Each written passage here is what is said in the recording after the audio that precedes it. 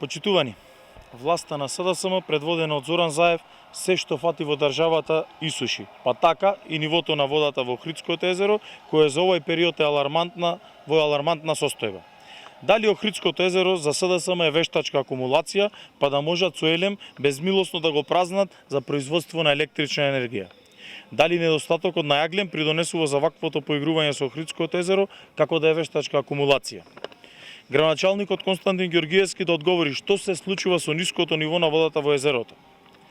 Пратеничката Жаклина Лазаревска сега молчи за несовесното и неодговорно однесување кон Охридското езеро, додека за истата тема во минатото беше повеќе од гласна, иако периодот е сосема различен.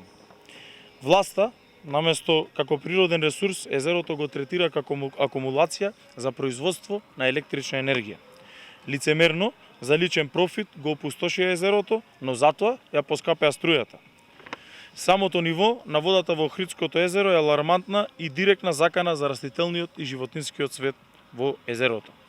Кој ќе понесе одговорност за негативните последици на растителниот и животинскиот свет?